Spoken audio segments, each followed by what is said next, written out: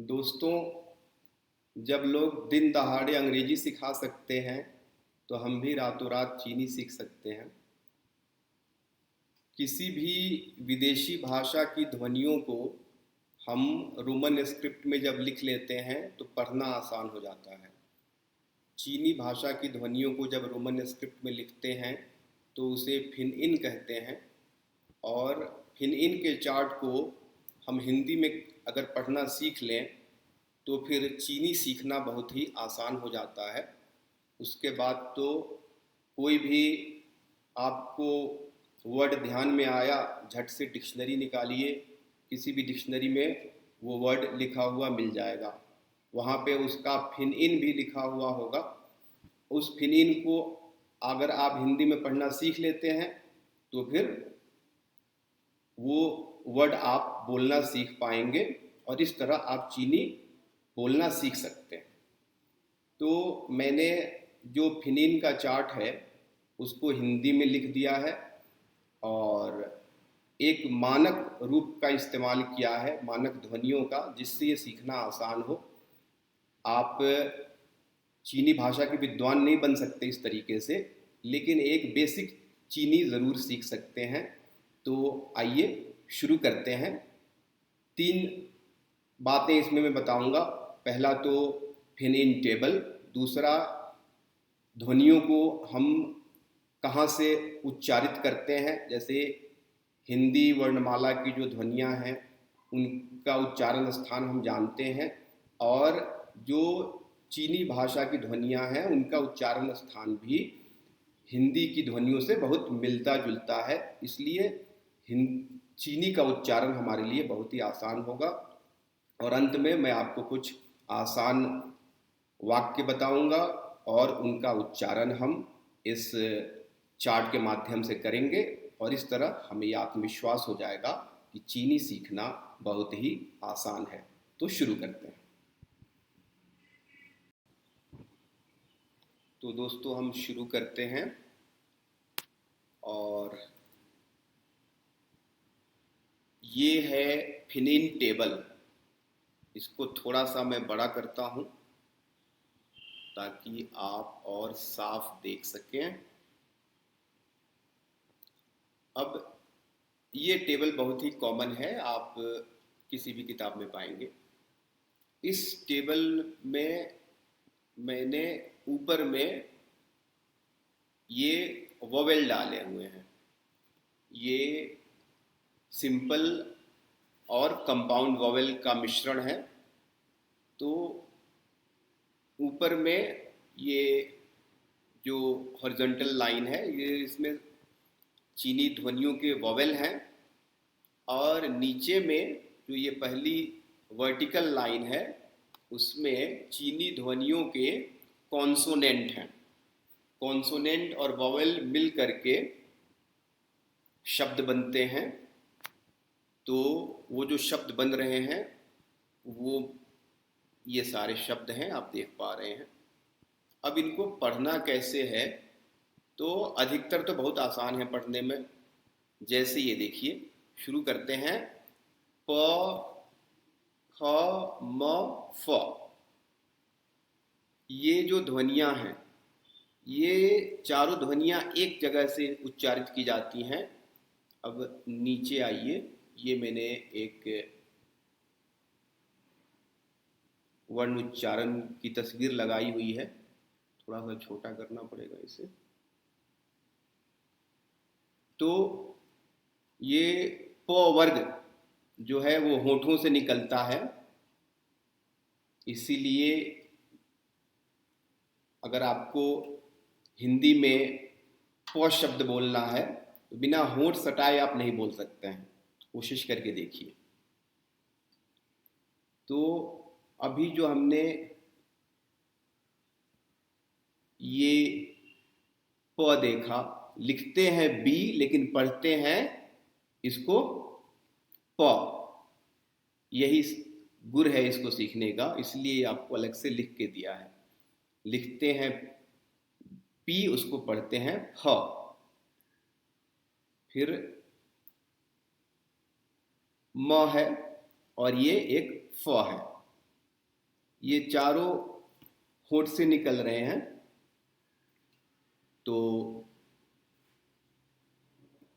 इसको मिला के पढ़ते हैं। देखें, पढ़ना बहुत आसान है। बाईं तरफ कॉन्सोनेंट दे दिए और ऊपर में ये वॉवेल दे दिए। अब इसको मिलाते हैं। प और आ मिलाएंगे तो होगा पा, प और ओ मिलाएंगे तो होगा पो। उसी तरह आगे पढ़ते हैं।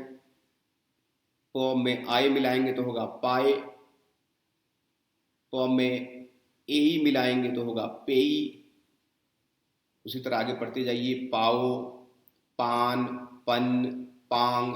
ये अंगा है, क ख ग घ अंगा वाला अंगा, जिसको पढ़ते हैं पांग, पंग, पी, पियाव, पिए, पियन, पिन, पिंग, पू।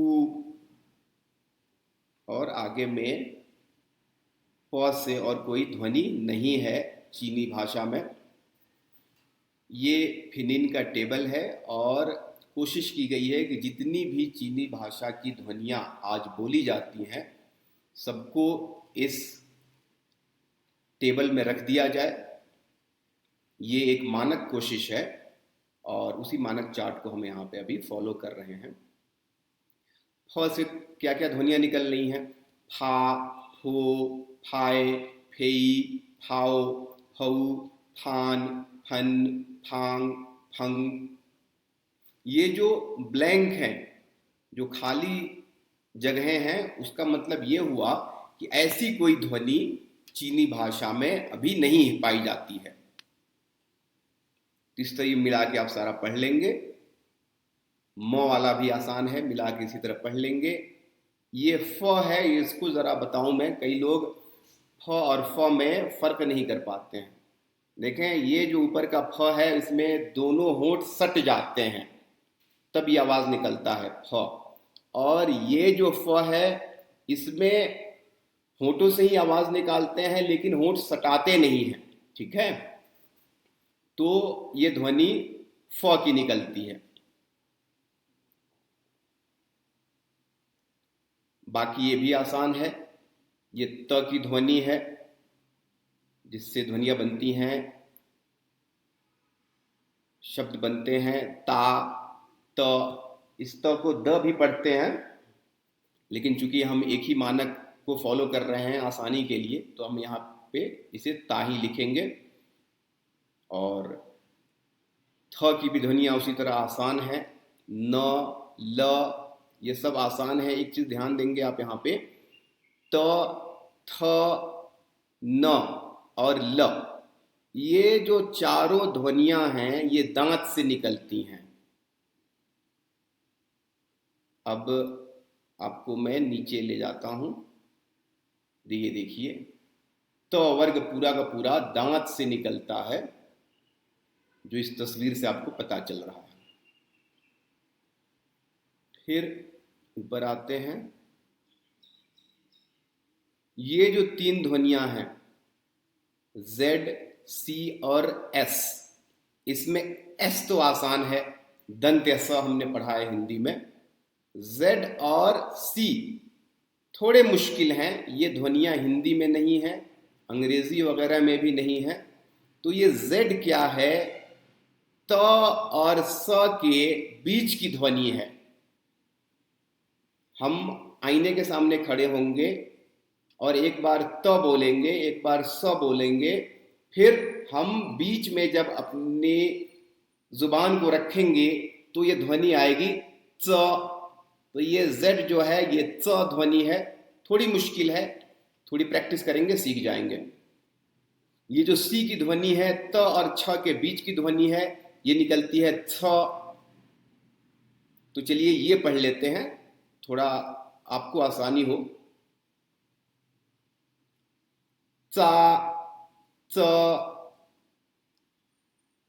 अच्छा, ये जो ध्वनि निकल रही है यहाँ पे ZI, ये I जो है ये एक सिंबल है। एक आई आप यहाँ पे देखेंगे और एक आई आप यहाँ पे देखेंगे। दोनों आई अलग अलग हैं। ये तो इधर का जो आई आप देख रहे हैं ये नॉर्मल आई है, जिसको हम इस फिनिन चार्ट में ई की तरह पढ़ेंगे। और यहाँ पे जो ये आई देख रहे हैं ये अलग है। इसका मतलब बस ये होता है कि यहाँ ये जो उच्चारण हम करते हैं उसमें हम आ, थोड़ा अलग करते हैं। उसको लिखने का कोई और तरीका जब फिनिन में नहीं पाया गया तो उसको भी यहाँ पे आई लिखा गया है। कैसे पढ़ते हैं ज़रा ध्यान दीजिएगा, एक बार पढ़ के सुनाता हूँ।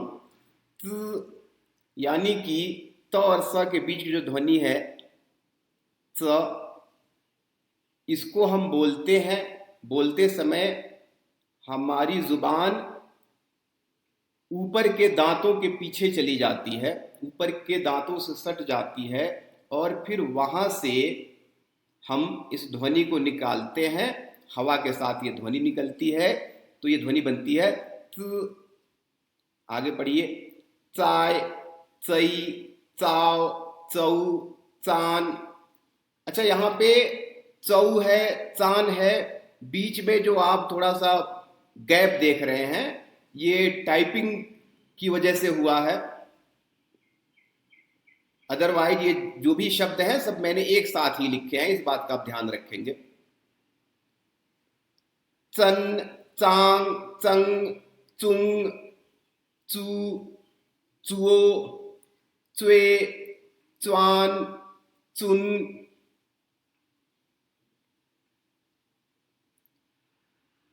अच्छा, ऊपर में ये दो ध्वनियां मैं बताना भूल गया, इनको मैं एक साथ आपको बाद में बता दूंगा। इसे गोल मुंह की ध्वनियां कहते हैं।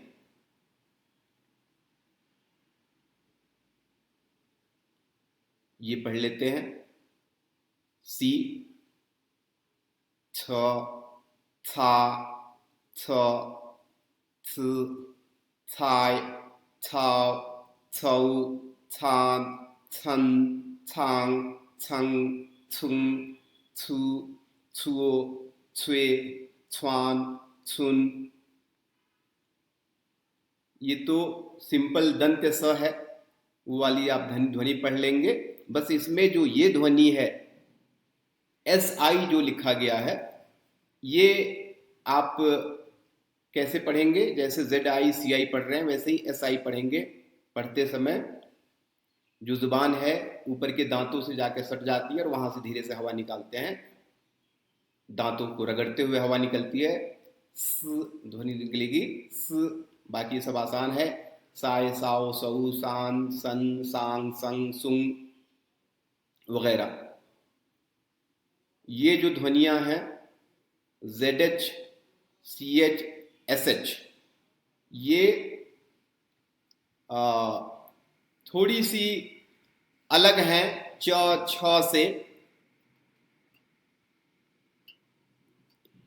इसलिए कि जब हम च छ बोलते हैं हिंदी का नॉर्मल च छ तो ये तो तालु से बोलते हैं, लेकिन ये जो ध्वनियां हैं वहाँ पे बोलते समय जो हमारी जुबान है ये तालु के आसपास ही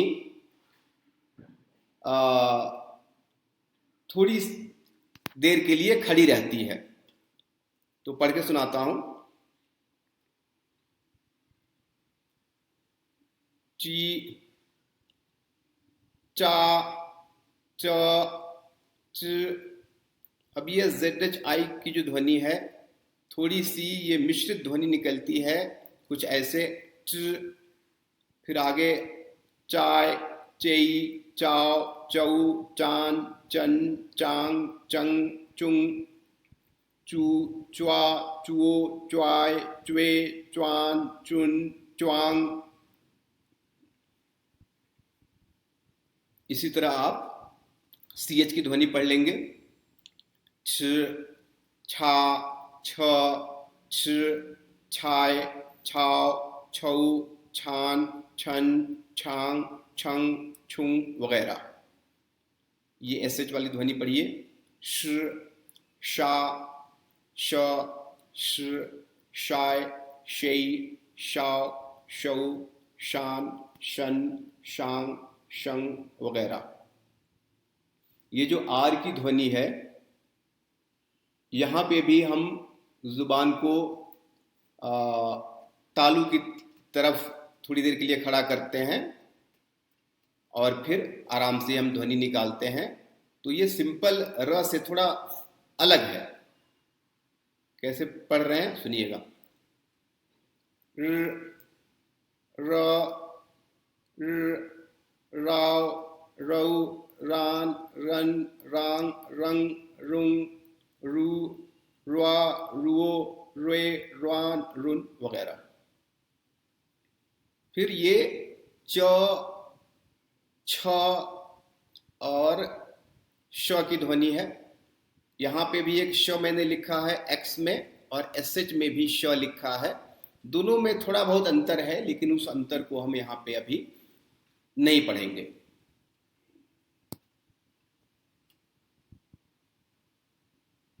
देखें, जब हम चीनी बोलेंगे किसी चीनी व्यक्ति से, तो अब हमारी चीनी में थोड़ा कम बेस भी होगा तो भी वो चीनी व्यक्ति समझ जाएगा, क्योंकि चीनी उसके लिए उसकी मातृभाषा होगी।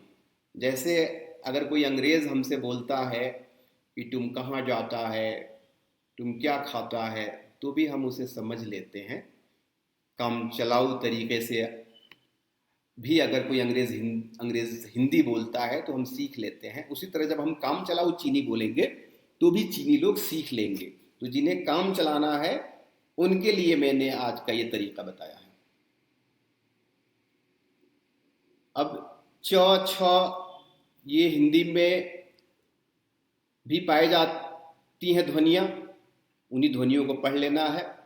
ये जो श है, जिसको हम तालव्य श भी बोलते हैं, ये ध्वनि भी पाई जाती है हमारे यहाँ। तो ये सिंपल ध्वनियाँ हैं, इसमें कहीं कोई मसला नहीं है। फिर ये क, ख और ह कंठ से निकाले जाते हैं हिंदी में, और वही ध्वनियाँ यहाँ पाई गई हैं, तो ये भी आसान है। फिर ये कुछ ध्वनियाँ हैं चीनी भाषा की, तो ये मैं एक बार आपको पढ़ के सुनाता हूँ। आ, ओ, अ, अर, आय, ए, आव, औ, आन, अन, आंग, अंग, ई, या, याव, ये, यो, येन, इन, यांग, इंग, योंग, उ, वा, वो, वाय, वेई, वान, वन, वांग, वंग। अच्छा, तो अब बच्ची ये ध्वनियाँ, ये गोल मुंह की जो ध्वनियाँ मैंने बताई, इसके अलावा भी आप सारी ध्वनियाँ सीख चुके हैं। अब देखें गोल मुंह की ध्वनियाँ कैसे निकालते हैं। ये यू है, यू के ऊपर दो बिंदी दे दी गई है, जिससे बताया गया है कि इस यू को बोलते समय आपका मुंह गोल हो जाना चाहिए। तो आप जब यू बोलेंगे और मुंह को गोल कर लेंगे, जैसे लोग सेल्फी लेते हैं ना मुंह को गोल करके, तो वैसा मुंह गोल करके अगर आप यू बोलेंगे तो कौन सी ध्वनि निकलेगी, ध्यान दीजिएगा। यही ध्वनि पढ़नी है। फिर ये यूए है, लेकिन मुंह को गोल करके आपका यू निकलेगा दोबारा, तो ये हुआ यूए।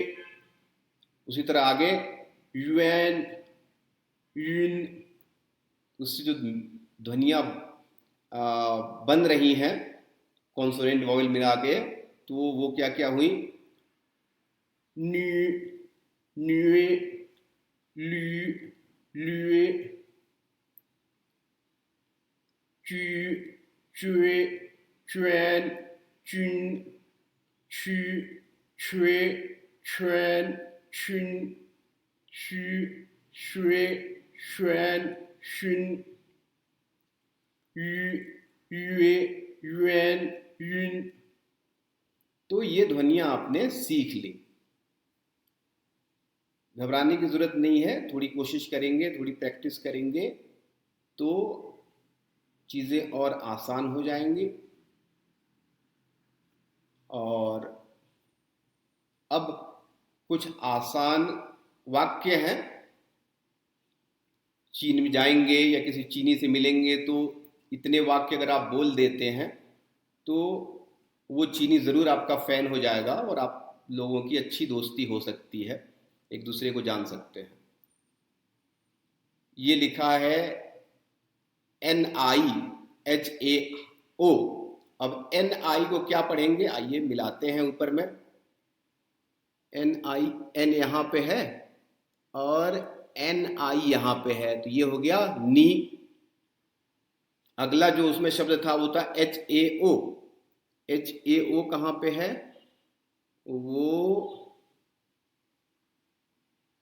यहाँ पे है, ठीक है, H। और HAO है हाओ, तो क्या हुआ, नी हाओ। ये हमने मिला के पढ़ लिया। नी हाओ जिसका मतलब होता है हेलो नमस्ते। नी हाओ मा, हाउ आर यू, आप कैसे हैं। उसी तरह ये सारे आप पढ़ लेंगे। कुछ जो वर्ड हैं उसमें दो वर्ड मिले होते हैं। ये शन एक वर्ड है, म एक वर्ड है, शन्म मिला के आप पढ़ लीजिएगा ऊपर के चार्ट से। यहाँ पे देखिए काव और सिंह मिला हुआ है, मिला के पढ़ लीजिएगा। तो इस तरह चीनी सीखना बहुत ही आसान हो गया। कोई भी चीनी वर्ड आपको ढूंढना है, अंग्रेजी वर्ड या हिंदी वर्ड डिक्शनरी में डालिए, उसका चीनी वर्ड मिल जाएगा। उसका फिनइन देख लीजिए, कोई भी किताब उठाएंगे उसमें आपको फिनइन मिलेगा। आप चीन के बारे में कोई भी आर्टिकल पढ़ें, वहाँ आपको जगह जगह फिनइन मिलेगा। उस फिनइन को पढ़ना कैसे है वो आज हमने सीख लिया है। हाँ, एक चीज़ और जाते जाते आपको बताऊं कि बहुत से लोग स और श में भी फर्क नहीं करते हैं। अब ये है आपका दंत्य स, कहाँ पे है जी, ये आएगा यहां पे दंत्य स। और एक होता है तालव्य श। तालव्य श कहाँ पे है, तालव्य श है यहाँ पे। तो इसमें लोग अंतर नहीं करते हैं, अंतर करना चाहिए। आपने शायद मिलन फिल्म का वो मशहूर गीत सुना होगा, सावन का महीना पवन करे शोर, जिसमें आगे आता है अरे बाबा शोर नहीं शोर शोर। तो दोनों में फर्क हो जाता है, दोनों शब्दों में स और श का जब उच्चारण करें तो दोनों को अलग अलग तरीके से करें। तो आज उम्मीद है कि आपको मज़ा आया होगा और ये चार्ट आपको समझ में आ गया होगा। चार्ट की आप स्क्रीनशॉट ले सकते हैं, ये वीडियो डाउनलोड कर सकते हैं और इस तरह ये चार्ट हमेशा के लिए आपके पास रह जाएगा, इसका आप इस्तेमाल कर सकते हैं। ये जो वर्णों के उच्चारण स्थान हैं उनसे आप चार्ट की ध्वनियों को मिला सकते हैं, तो आपकी समझ में बढ़ोतरी होगी और ये ध्वनियाँ बोलनी और आसान हो जाएंगी। फिर आप अपने हिसाब से कोई भी वाक्य लिख सकते हैं, उसको आप डिक्शनरी से या किसी इंटरनेट के सॉफ्टवेयर से भी आप लिख सकते हैं। उसकी जो ध्वनियाँ हैं कैसे पढ़नी है ये आप जान गए हैं। जहाँ कोई दिक्कत हो ऊपर के चार्ट से मिलान करके आप पढ़ सकते हैं। अभी के लिए इतना ही, फिर मिलेंगे। जय हिंद दोस्तों।